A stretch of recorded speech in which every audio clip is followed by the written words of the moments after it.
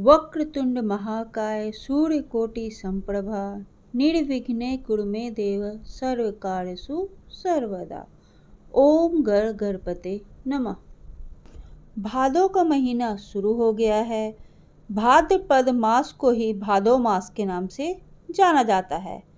इस मास में देवी देवताओं की उपासना करने से साधक को सभी कष्ट और दुखों से मुक्ति मिल जाती है। इसी के साथ उसे सुख, समृद्धि और सौभाग्य की प्राप्ति होती है।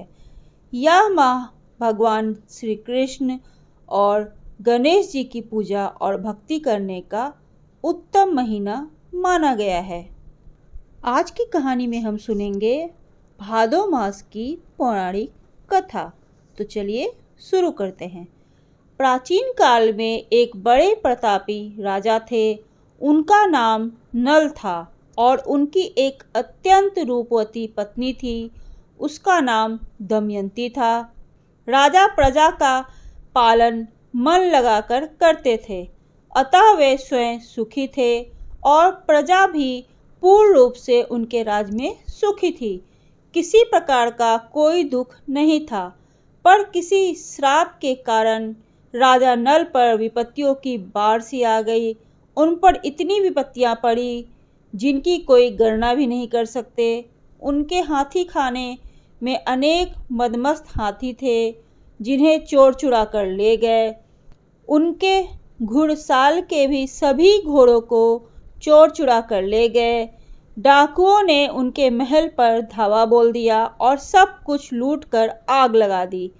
बचा खुचा सब स्वाहा हो गया और जो थोड़ा बहुत कुछ बचा था वह जुआ खेलकर सब नष्ट हो गया। विपत्ति की कोई सीमा ही नहीं रही।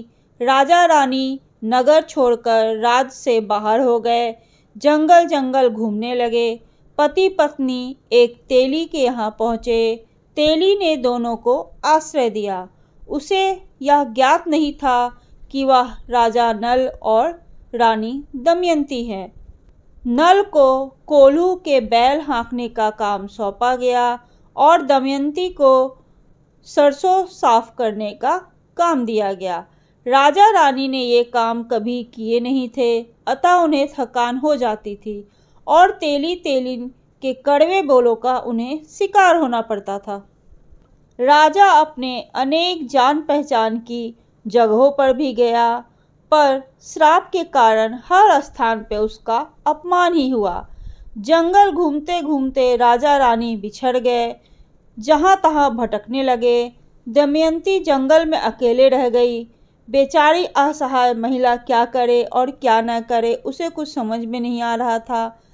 इतनी सारी मुसीबतें वह झेल रही थी, पर वह अपने पति से भी अब बिछड़ गई थी। एक दिन रानी की भेंट अचानक ही सरभंग ऋषि से हो गई। ऋषि द्वारा पूछने पर दमयंती ने अपनी विपत्ति की सारी कहानी उन्हें सुना दी। सरभंग ऋषि ने रानी दमयंती से कहा, पुत्री, तुम गणेश जी की पूजा अर्चना करो और गणेश जी का चौथ का व्रत करो, उससे तुम्हारे सारे दुख दूर हो जाएंगे। रानी तो साधनहीन थी। जैसे तैसे करके उन्होंने गणेश जी का व्रत किया। उस व्रत के प्रभाव से और गणेश जी की कृपा से रानी को उसका पति वापस मिल गया और पति को खोया हुआ राज भी मिल गया।